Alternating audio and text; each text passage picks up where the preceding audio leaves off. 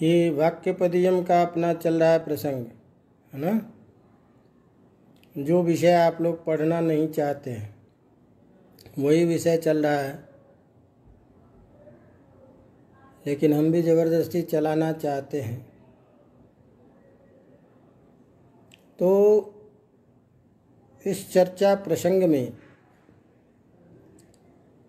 हमारा यह जो एक शब्द के विभिन्न स्वरूप और सिद्धांत के बारे में वैयाकरणों का क्या मत है, उसकी क्रमिक चर्चा चल रही है। जिस चर्चा में हम अभी तक बहुत सारे प्रमाणों के द्वारा ये तय कर लिया कि हमारा जो शब्द है वह स्फोटात्मक है, वह नित्य है, एक ही है, और उसका अभिव्यंजक ध्वनि है। ध्वनि के माध्यम से वह नित्य स्फोट का बोध होता है। इसीलिए नित्य स्फोट जो शब्द है वह व्यंग्य है, लेकिन वही नित्य स्फोट सभी अर्थों का वाचक है। तो वाचक होता हुआ भी, एक होता हुआ भी वह नित्य शब्द ध्वनि के माध्यम से ही दूसरों को सुनाई देता है और दूसरों को अर्थबोध कराता है। तो यद्यपि वह ध्वनि विवर्त रूप में है, स्फोट रूप नित्य शब्द से अलग कुछ भी नहीं है, इसीलिए दोनों में अभेद ही है। और अभेद होता हुआ भी भेद का व्यवहार मात्र है, वस्तुतः भेद नहीं है। और अभेद रहने पर भी उस शब्द में अर्थ के साथ, यद्यपि अर्थ और शब्द दोनों एक साथ तादात्म्य संबंध से जुड़े हुए हैं, लेकिन जुड़े हुए होने पर भी दोनों में वाच्यवाचक भाव संबंध बोध होता है। जो वाच्यवाचक भाव संबंध कार्य कारण भाव संबंध के रूप में जाना जाता है। इसी को हम प्रकाश्य प्रकाशक भाव भी कह सकते हैं, बोध्य बोधक भाव भी कह सकते हैं, वाच्यवाचक भाव भी कह सकते हैं। तो एक वाच्य होता है और एक वाचक। तो अर्थ को हम वाच्य कहते हैं और उस अर्थ का बोध कराने वाला जो शब्द है उसको वाचक कहते हैं। तो हमारे यहाँ नित्य स्फोट जो है वही सभी प्रकार के अर्थों का वाचक होता है। तो कल अपनी चर्चा ये चल रही थी कि जब यह वाचक है और नित्य एक ही स्फोट है, तो एक ही स्फोट से घट शब्द के उच्चारण करने से सभी अर्थ का बोध होना चाहिए, हो जाना चाहिए, पटादि अर्थ का भी बोध होना चाहिए। तो ऐसा क्यों नहीं होता, इस आशंका को समाधान करते हुए कहा कि नहीं, शब्द और अर्थ में जो एक अनादि योग्यता है, उस अनादि योग्यता के कारण शब्द प्रयोग करने से पहले वक्ता कौन सा शब्द किस अर्थ को बताता है, किस अर्थ में किस शब्द की शक्ति है, ये पहले मन में निश्चय कर लेता है। और उस निश्चय किए हुए के आधार पर विवक्षा, जिस अर्थ को बताने के लिए जिस शब्द का प्रयोग हमको करना है, इस विवक्षा से उस प्रकार के शब्द का उच्चारण करता, तदनुकूल ही उसमें ध्वनि होती और तदनुकूल ध्वनि से उसी अर्थ का बोध होता है, अन्य अर्थ का बोध नहीं होता है। इसीलिए वितर्कितः पुरा बुद्ध्या इत्यादि कारिका के द्वारा ये तय कर दिया कि नित्य होता हुआ भी, स्फोटात्मक होता हुआ भी, अभेद होता हुआ शब्द, प्रत्येक शब्द से सभी अर्थों का अलग अलग बोध नहीं होता। अर्थात एक शब्द से अनेक अर्थ की अभिव्यक्ति, अनेक अर्थ का बोध नहीं होता, क्योंकि जो वह तादात्म्य संबंध से शब्द और अर्थ में जो एक निश्चित शक्ति है वह उसी अर्थ को बताता है और उसी अर्थ को तय करके निश्चित करके पहले वक्ता उस प्रकार के शब्द का प्रयोग करता है। ये सब सारी बातें खत्म हो गई। अब यहाँ एक विशेष बातें आती है कि आपने कहा कि शब्द और अर्थ में वाच्यवाचक भाव संबंध है। तो जरा ध्यान दीजिए कि भाई बोध किसका होगा, अर्थ का होगा, क्योंकि अर्थ क्या है, वाच्य है। तो आपने घट शब्द बोला तो घट शब्द से जो अर्थ है कंबुग्रीवादिमान पदार्थ विशेष, उसका अर्थबोध होगा। तो अर्थ हो गया वाच्य और शब्द हो गया वाचक। तो शब्द का जब वाचक है और उसका वाच्य जब अर्थ है तो ऐसी स्थिति में अर्थ का ही तो ज्ञान होगा हमेशा।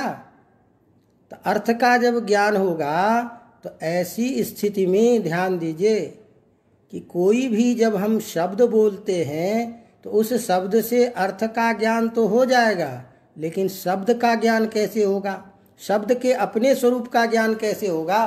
क्योंकि आपने तो कह दिया क्या कि अर्थ का वाचक होता है। तो अर्थ जब वाच्य हुआ तो ऐसी स्थिति में शब्द का ज्ञान कैसे होगा, शब्द के स्वरूप का बोध कैसे होगा? बात समझ रहे हैं? प्रश्न क्या कर रहा हूँ, थोड़ा सा ढंग से स्थिरता से समझिए। आपने क्या कहा कि वह जो स्फोट है वह अर्थ का वाचक है, अर्थ को बताता है।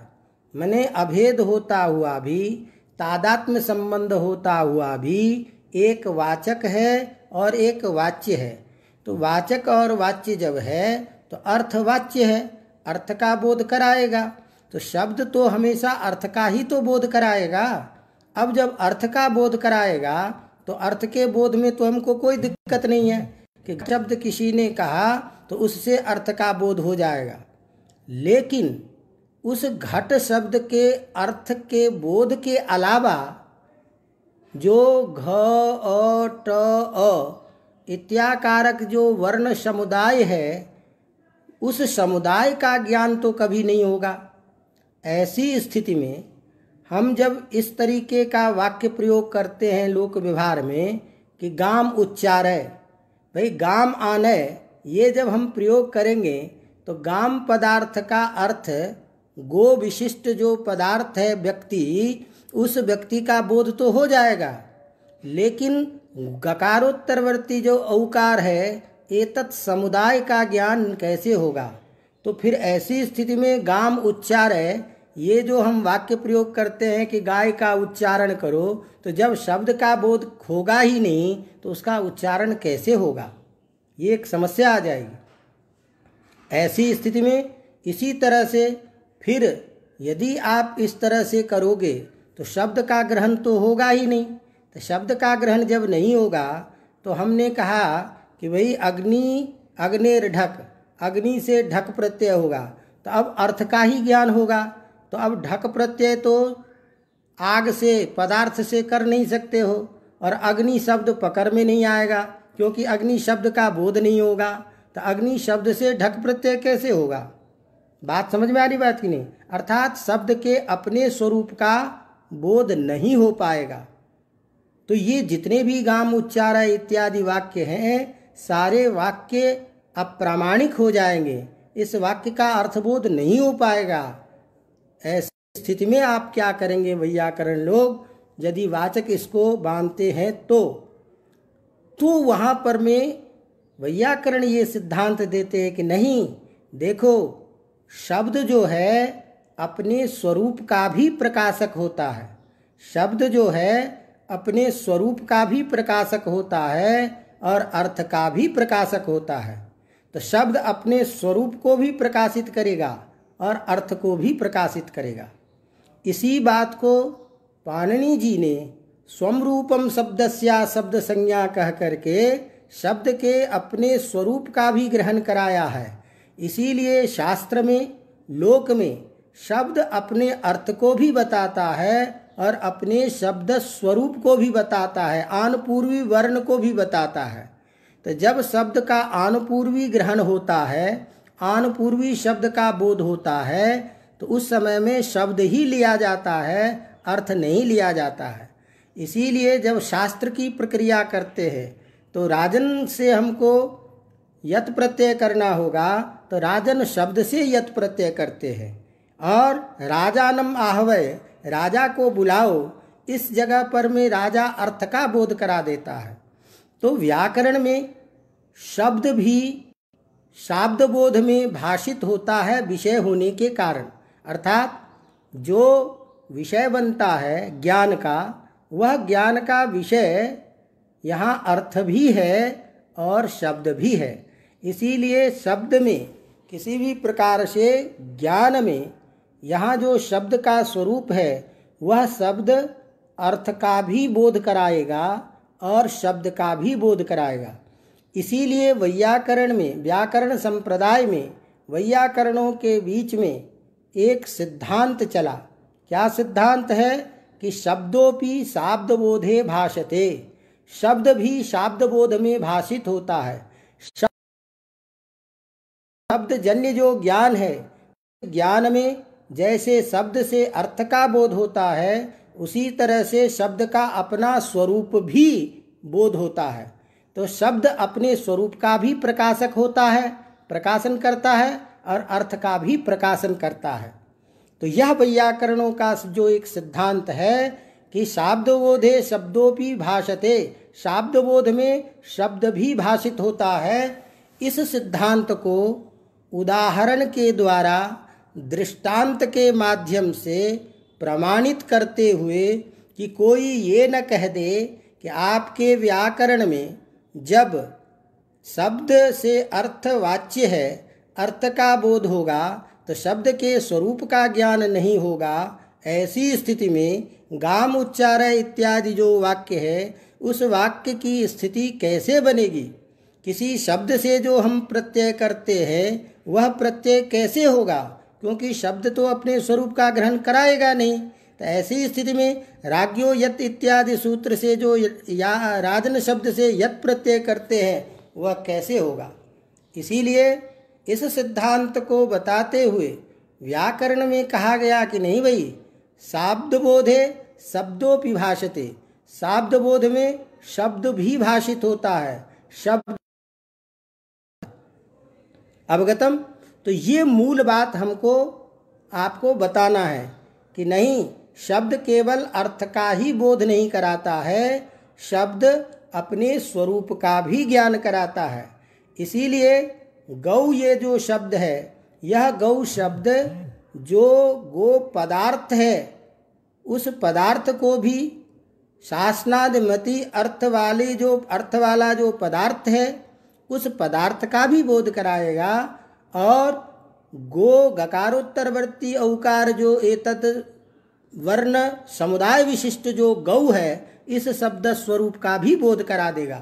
तो जब शब्द स्वरूप का भी बोध करा देगा, तो गाम उच्चारण जब हम प्रयोग करेंगे तो वहाँ गो शब्द का ही बोध होगा और उसका उच्चारण हो जाएगा। जब गाम आनय कहेंगे तो गाम आनय के द्वारा गाम अर्थ का भी बोध हो जाएगा। इसीलिए कोई दिक्कत नहीं है। इसीलिए हम वैयाकरणों के यहाँ शब्द जन्य बोध में, माने शब्द से उत्पन्न बोध माने ज्ञान में, तो शब्द से जो होने वाला ज्ञान है, उस ज्ञान में शब्द का अपना स्वरूप भी प्रकाशित होता है और अर्थ भी प्रकाशित होता है। इसीलिए कहीं कोई दिक्कत नहीं है। इसी बात को उदाहरण के द्वारा इस कारिका के साथ आपको समझा रहे हैं। जो कारिका अपनी वाक्यपदीयम का एक प्रसिद्ध इस शब्द के स्वरूप को बोध कराने के लिए कहा गया है, तो वह कारिका है आत्मरूपम यथा ज्ञाने ज्ञेय रूपम च दृश्यते। आत्मरूपम यथा ज्ञाने ज्ञेय रूपम च दृश्यते, अर्थरूपम तथा शब्दे स्वरूपम च प्रकाशते। तो ये तो अपनी बात है कि अर्थ रूपम तथा शब्दे शब्द रूपम च प्रकाशते, अर्थात शब्दे शब्द में अर्थ रूप भी प्रकाशित होता है और उसका अपना जो स्वरूप है वह स्वरूप भी प्रकाशित होता है। लेकिन दृष्टांत क्या दे रहे हैं? ऊपर की पंक्ति जो है ये दृष्टांत के रूप में है कि आत्म रूपम यथा ज्ञाने ज्ञेय रूपम च दृश्यते। इस चीज को थोड़ा सा समझ लेना है कि ये चीज समझ में आ जाएगी तो अपनी बात तो समझी हुई है। एक कहता है ज्ञाता और ज्ञेय। तो जैसे देखिए कोई भी जो ज्ञान है तो ज्ञान हमेशा किसी के बारे में होगा। जब भी हम कहेंगे कि ज्ञान हुआ तो ज्ञान किसी न किसी विषय को ही लेगा।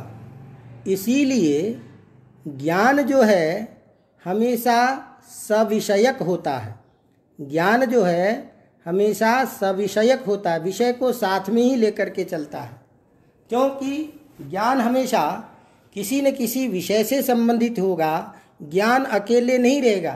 किमाकारक ज्ञान यह स्थिति होने ही पर ही किसी भी प्रकार का उसमें विषय रहेगा ही। इसीलिए हमेशा ज्ञान जो है सविषयक होता है। तो अब जरा थोड़ी शब्दावली को ध्यान रखिए। ज्ञेय का मतलब होता है कि ज्ञातुम योग्यम ज्ञेयम, जिसको जानना चाहते हैं वो, जिस चीज को हम जानना चाहते हैं ज्ञेय, और उस चीज को जो समझते हैं जिसके माध्यम से, वही तो आपका ज्ञान है। तो ज्ञान ज्ञेय के साथ में रहेगा। अब ध्यान दीजिए कि यह जो ज्ञान है यह ज्ञान अपने स्वरूप का भी प्रकाशक होता है। ज्ञान स्वप्रकाश है। जब तक ज्ञान स्वयं प्रकाशित नहीं होगा तब तक वह ज्ञेय को भी प्रकाशित नहीं कर पाएगा। अब ये कठिन हो रहा है तो इसको अपने आप में समझिए कि जब तक आपको ये नहीं लगेगा कि मुझे इस चीज का ज्ञान हो गया, तो जब आपको लगता है कि इसका ज्ञान हमको है तो इस ज्ञान में किसी भी प्रकार की बाधा नहीं है। एवं भूतम ज्ञानम संजातम, यह ज्ञान हमको हो गया है। अब जो यह ज्ञान है यह ज्ञान स्वयं प्रकाश में उस ज्ञान स्वरूप को भी प्रकाशित करता है, और इस ज्ञान का विषय जो होगा उसको भी प्रकाशित करता है।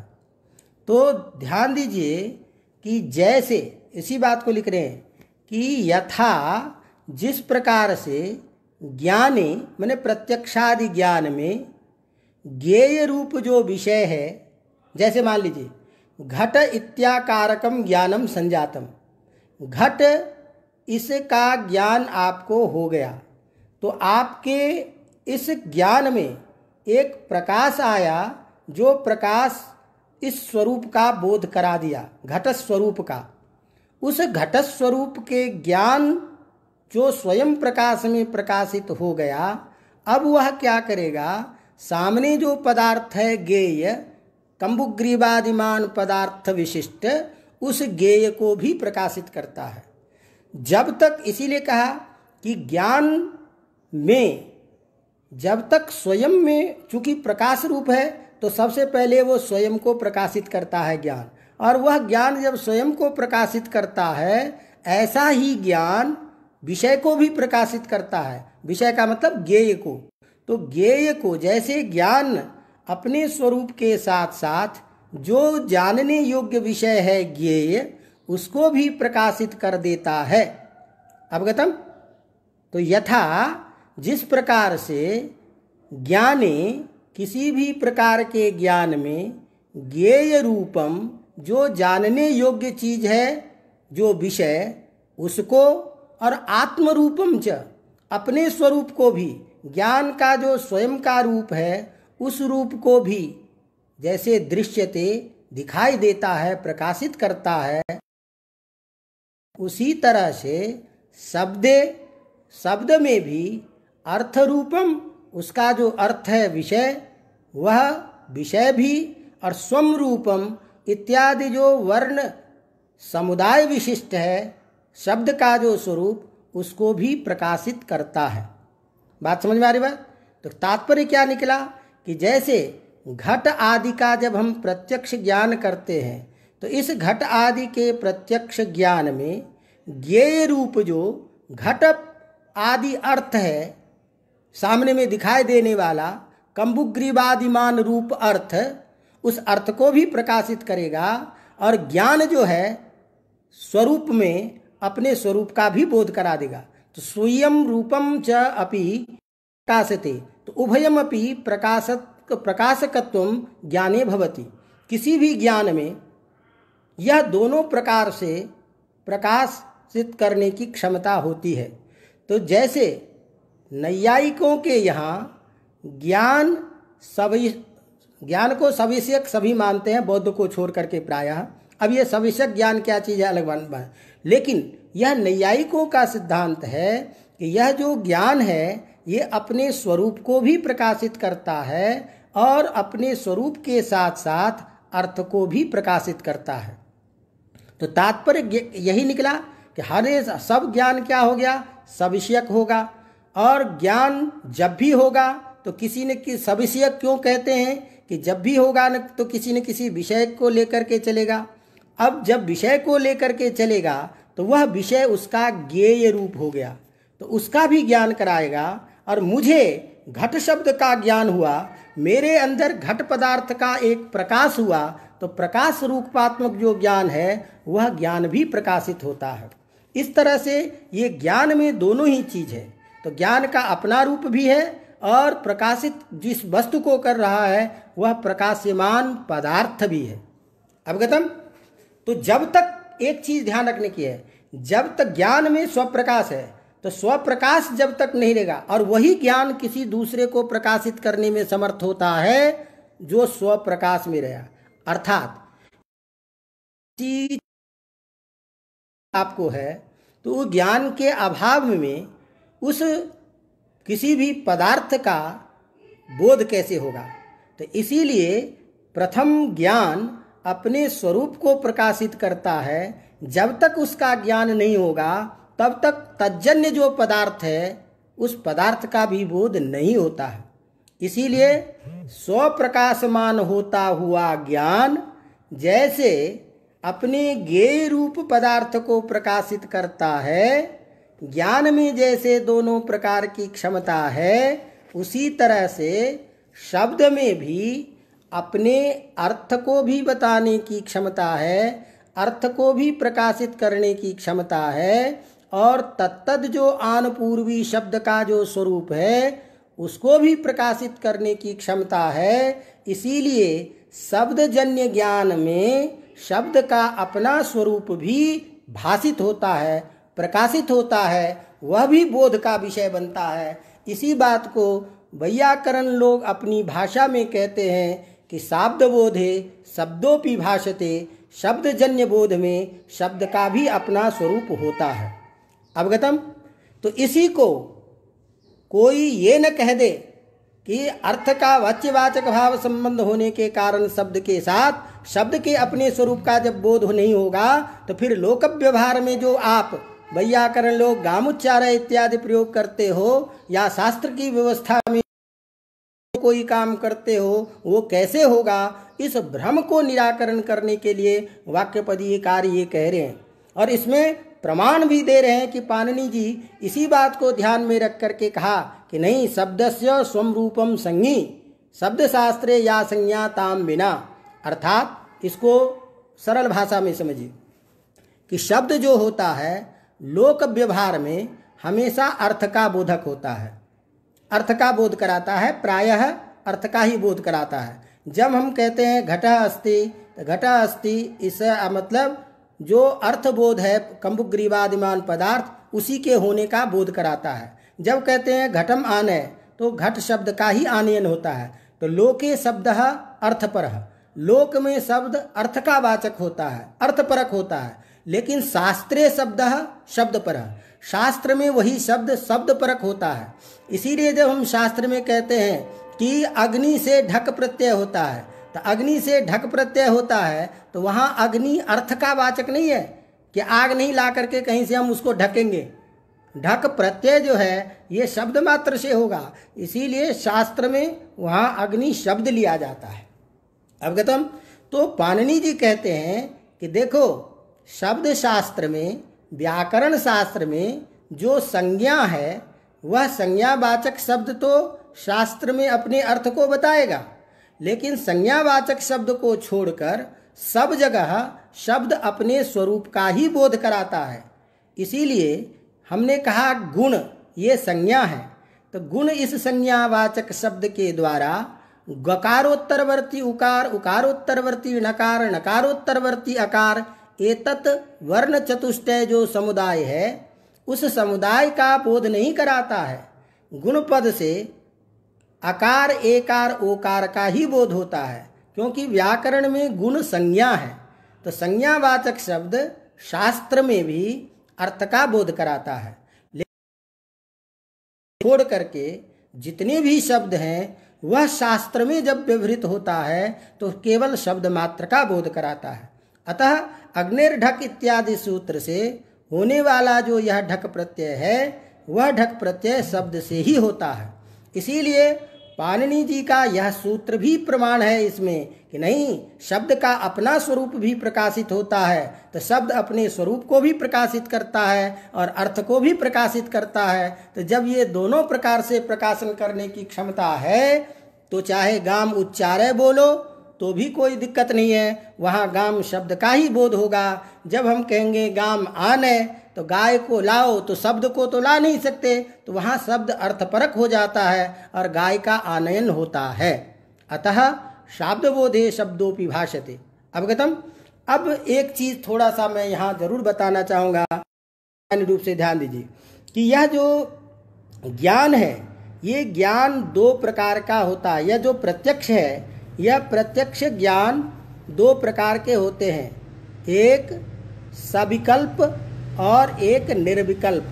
प्रत्यक्ष के दो भेद, सविकल्प प्रत्यक्ष और एक निर्विकल्प प्रत्यक्ष, दोनों प्रत्यक्ष ज्ञान है। तो थोड़ा सा इसको समझिए कि हम किस शब्द को निर्विकल्प प्रत्यक्ष ज्ञान कहते हैं, तो जिसमें यह ये है, ये ऐसा है, इस प्रकार का किसी भी प्रकार का ज्ञान नहीं हो सके।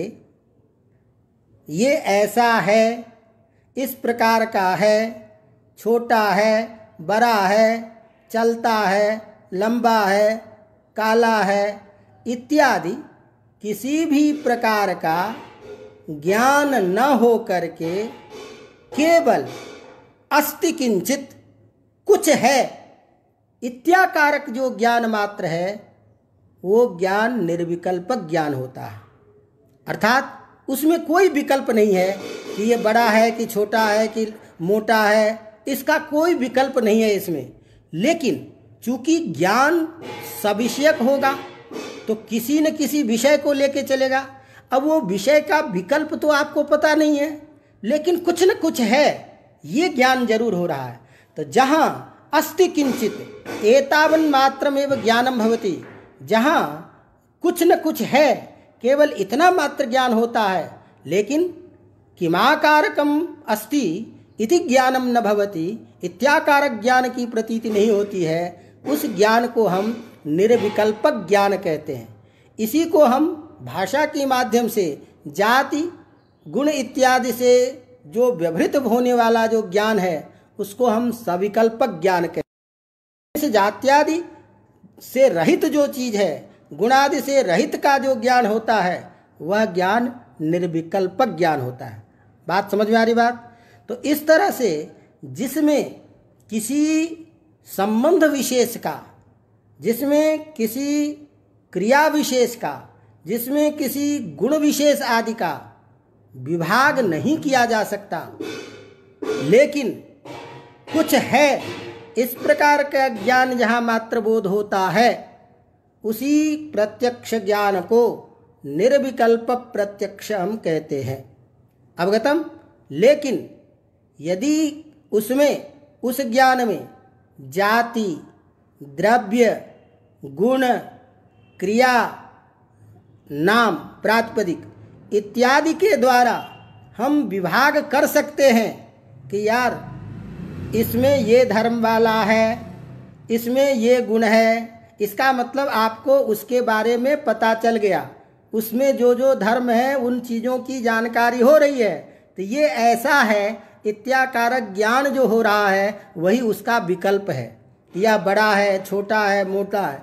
तो जैसे हमने कहा कि जब अपन शिशुपाल बद्ध की वो पढ़ते हैं, क्रमादमुम नारद इत्यबोधिश, अब केवल पुंज मात्र दिखाई दे रहा है, कुछ है, इत्याकारक ज्ञान है, तो वह ज्ञान पता नहीं चल रहा है कि क्या चीज़ है। तो इत्थम्भूत जो ज्ञान होता है, जिसमें किसी प्रकार का विभाग तय नहीं कर सकते कि ये ऐसा है या ऐसा है, इस प्रकार का ज्ञान निर्विकल्प प्रत्यक्ष होता है। और जिसमें जाति, गुण, क्रिया, द्रव्य इत्यादि इन सारी चीज़ों का बोध होता है, उसी बोध को हम सविकल्प प्रत्यक्ष कहते हैं। तो प्रायः सभी एक बौद्ध दर्शन को छोड़ करके जितने भी दर्शनवादी हैं, सभी जाति, द्रव्य, गुण, क्रिया इत्यादि से युक्त जो ज्ञान है उसी प्रत्यक्ष ज्ञान को सविकल्प प्रत्यक्ष कहते हैं। लेकिन अन्य जो है, जो जिसमें अस्ति किंचित इत्यावन मात्र में प्रतीति ही, कुछ है केवल इतने मात्र प्रतीति का बोध होता है, वह निर्विकल्प प्रत्यक्ष है। लेकिन कुछ न कुछ है तो वहाँ भी विषय है कुछ न कुछ है तो वहाँ भी क्या है, विषय है। तो उस ज्ञान में भी विषय है, सविकल्पक ज्ञान में भी विषय है। इसीलिए ज्ञान बिना विषय का रह ही नहीं सकता। तो जो एक तो ज्ञान विषय वाला रहेगा, तो विषय जिसके पास में रहेगा उसको क्या कहेंगे, विषयी। तो एक हो गया विषय, दूसरा हो गया विषयी। विषयी माने विषय है जिसके पास, तो विषयी कौन हो गया, ज्ञान, और अर्थ क्या हो गया, विषय। इसी को आप अब इस भाषा में समझिए, दो शब्द आ गए आपके पास, एक विषय और एक विषयी। तो विषयी ज्ञान को कहते हैं, विषयी ज्ञान को कहते हैं, और ज्ञान जिस विषय में होगा वो विषय कहलाएगा। तो कोई भी जो ज्ञान होता है, तो ज्ञान विषयी होता है, तो वह विषयी अपने स्वरूप को भी, वह ज्ञान अपने स्वरूप को भी पहले प्रकाशित करेगा। और जब अपने स्वरूप को प्रकाशित करेगा, क्योंकि ज्ञान स्वप्रकाश में है, प्रकाश, ज्ञान का स्वरूप क्या है, प्रकाशात्मक। तो यह जो प्रकाशात्मक जो स्वरूप ज्ञान है, वह अपने स्वरूप को पहले प्रकाशित करेगा। इसीलिए अहम ज्ञानवान अस्मि, मुझे इस प्रकार का ज्ञान हो गया, इस ज्ञान का जब उदय होता है, बोध होता है, तब वह एक प्रकाश, एक ज्योति के रूप में प्रतिष्ठित होता है। अब जब बोध हो गया, तब ये दूसरा विषय आता है कि मुझे इस विषय में ज्ञान हो गया, तो वह उस विषय को भी बोध करा देता है।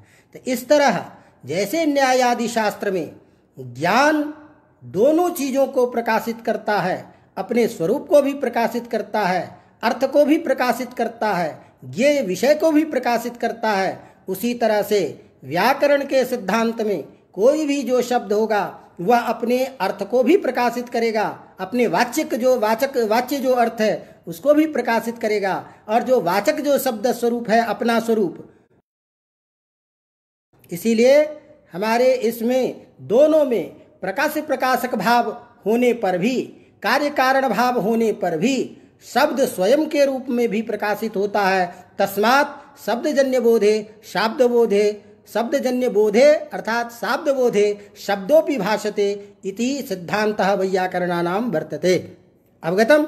इसी तरह से जब सविकल्पक ज्ञान होता है, तब उसके लिए बोलते हैं कि अयम गौः, अयम शुक्लः, अयम डित्थः, अयम चलति इत्याकारक विषय ज्ञान जो होता है वो सविषय ज्ञान होता है। लेकिन अस्ति किंचित इत्याकारक जो ज्ञान होगा वह केवल निर्विकल्पक ज्ञान होता है। तो इस तरह से इस सिद्धांत के द्वारा वैयाकरणों के मत में सारे अर्थ को शब्द के साथ में उभयविध प्रकाशित करने की बात करके जो लोग कह रहे थे कि शब्द का ज्ञान नहीं हो पाएगा, अर्थ का ज्ञान भले ही होगा, वो सबका कहना खंडित करके और व्याकरण के सिद्धांत में शब्द के अपने स्वरूप को भी स्थापित कर दिए हैं। तो ये एक प्रसंग इस कारिका के द्वारा आपको बताया कि नहीं, आत्मरूपम यथा ज्ञाने ज्ञेय रूपम च दृश्यते। अब इस पंक्ति को लगाइए, यथा ज्ञाने, जैसे ज्ञान में, ज्ञेय रूप अर्थात विषय रूप, आत्मरूप अर्थात विषयी रूप, आप विषयी किसे कहेंगे? ज्ञान को। तो विषयी रूप जो है यह दोनों का प्रकाशन करता है, दोनों को प्रकाशित करने की क्षमता है। सारे ज्ञान अपने स्वरूप को प्रकाशित होने वाले जो ज्ञेय विषय है उसको भी प्रकाशित करता है। इसीलिए चाहे ज्ञान निर्विकल्पक ज्ञान हो चाहे सविकल्पक ज्ञान हो, उस ज्ञान में कोई न कोई विषय होगा। केवल अंतर मात्र इतना रहेगा कि अस्ति किंचित इत्याकारकम यद ज्ञानम, जत जहाँ पर में नाम जात्यादि इत्यादि से भिन्न कि ये ऐसा है, दुबला है, मोटा है, बड़ा है, छोटा है इत्यादि किसी प्रकार का भेदक ज्ञान नहीं होगा, किसी प्रकार का विशेष विशेषण भाव इत्यादि के द्वारा बोध नहीं होगा, जिसका विभाग नहीं किया जा सकेगा। लेकिन है कुछ न कुछ इत्याकारक जो ज्ञान होता, यही ज्ञान निर्विकल्प प्रत्यक्ष ज्ञान कहलाता। लेकिन अस्ति गौरयम डित्थोयम डवित्थोयम चलति अयम इत्याकारक जो विषय को लेकर के चल रहा है ज्ञान, यही प्रत्यक्ष ज्ञान सविकल्पक है। तो इस तरह से नैयायिकों के यहाँ यह ज्ञान जो है स्वप्रकाशात्मक होता हुआ अपने स्वरूप को प्रकाशित करता है और विषय को भी प्रकाशित करता है। वही ज्ञान विषय को प्रकाशित कर सकता है जो अपने स्वरूप का प्रकाशक हो। जिस ज्ञान का स्वयं का स्वरूप प्रकाशित नहीं होगा वह अपने विषय को कैसे प्रकाशित करेगा। इसीलिए ज्ञान का स्वप्रकाशमान होना आवश्यक है। तो जैसे उनके यहाँ ज्ञान को स्वप्रकाश और ज्ञेय का भी प्रकाशक माना जाता है, उसी तरह से व्याकरण के सिद्धांत में शब्द अपने अर्थरूप जो ज्ञेय विषय है उस विषय को भी प्रकाशित करता है। और गकारोत्तरवर्ती का औकार एतत् जो वर्ण समुदाय विशिष्ट है अपना स्वरूप, उसका भी बोध कराता है। इसीलिए जब राज्यो यत से हम यत प्रत्यय करेंगे तो राजन शब्द से यत प्रत्यय करते हैं, लेकिन राजानम आहवे इत्यादि वाक्य प्रयोग करेंगे तो लोक व्यवहार में होगी तो अर्थ का आनयन होगा, ज्ञान हो जाएगा। लेकिन गाम आने ये वाक्य प्रयोग करेंगे तो वहाँ अर्थ का आनयन होगा। इस तरह से शाब्द बोधे शब्दजन्य ज्ञाने शब्दजन्य बोधे शब्दोपि स्वकीयम स्वरूपम प्रकाशते तस्मात् न गाम उच्चारय इत्यादि वाक्यस्य अप्रामाण्यम बोध्यम तस्यापि प्रामाण्यम अर्थस्यापि प्रामाण्यम एवं उभय विधत स्वरूपम प्रमाणितम भवति। इस सिद्धांत को स्थापित करते हुए इस कारिका के द्वारा शब्द को शब्दजन्य बोध में शब्द का भी बोध प्रतिष्ठापित करते हैं। अवगतम। चलिए, तो ये कारिका हो गई, एक प्रसंग समाप्त हो गया। अब इसके बाद हम जो चर्चा करेंगे वो शब्द के अंतर्गत जो शक्ति है, तो शब्द में दो प्रकार की शक्ति है, उस शक्ति की चर्चा करेंगे तो वह भी प्रधान विषय होगा। अब लगातार 1.5-2 घंटा हो गया है तो इसको मैं आज बंद करूँगा, कारण क्योंकि आज मेरा व्रत भी है तो ज़्यादा बोलना भी ठीक नहीं है और धीरे धीरे कुछ शेष रह जाए तो आपको भी लगे कि आगे की क्या जिज्ञासा है उसका भी निवारण हो।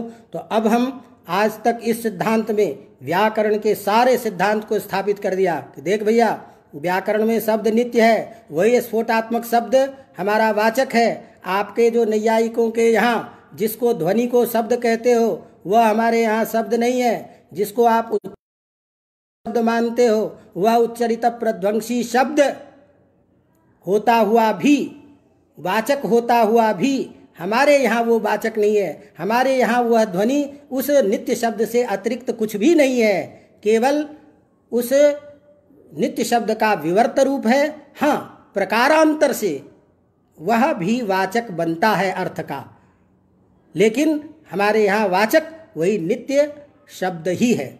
इसीलिए कहा कि, और आपको बताया था कि नैयायिक लोग जो अनित्य मानते हैं शब्द को, वहाँ पर में एक चर्चा आई थी कि नैयायिकों के यहाँ जब शब्द की अनित्यता है तो शब्द उत्पन्न होगा, नष्ट होगा, फिर ऐसी स्थिति में शब्दानुशासन कैसे संभव होगा। तो कहा कि नहीं, वहाँ भी अनादि जो व्यवहार नित्यता है उस व्यवहार नित्यता को लेकर के करते हैं। इसीलिए नैयायिकों को भी उस शब्द की सत्ता को स्वीकार करने के लिए व्यवहार नित्यता जो है वो स्वीकार करना ही पड़ता है। इसीलिए व्याकरण कहता है कि जब लास्ट में आते ही हो आप व्यवहार नित्यता पे, तो शब्द को नित्य मान लीजिए सीधा सीधा, तो इसलिए कोई दिक्कत नहीं है। लेकिन वहाँ भी व्यवहार नित्यता है ही, और उसी व्यवहार नित्यता में का अर्थ बताया था है मरता है, लेकिन ये कोई तय नहीं कर सकता कि पहला आदमी कौन है। तो इस तरह से जैसे अनादि व्यवहार परम चलती है, उसकी तो नित्यता होती है, इसी तरह से अनित्य शब्दों में भी व्यवहार नित्यता को लेकर के व्याकरण के द्वारा शब्दानुशासन किया जाता है, और नित्य पक्ष में तो कोई दिक्कत नहीं है। इस तरह से वह ध्वनि हमारे शब्द से अलग नहीं है, और शब्द अपने स्वरूप को भी प्रकाशित करता है। ये सारे सिद्धांत यहाँ तक स्थापित कर दिए। अब वो शब्द की जो शक्ति है उसकी चर्चा हम कल करेंगे। तो आज यहीं विश्राम लेता हूँ। बहुत बहुत बधाई आपको, धन्यवाद। और इसी के साथ हमारे आचार्य जी सब भी जो मुझे उत्साह बढ़ा रहे हैं, उन सबको मैं अपना अभिनंदन स्वागत निवेदन करता हुआ आप सबसे आज यहीं विश्राम लेता हूँ। धन्यवाद।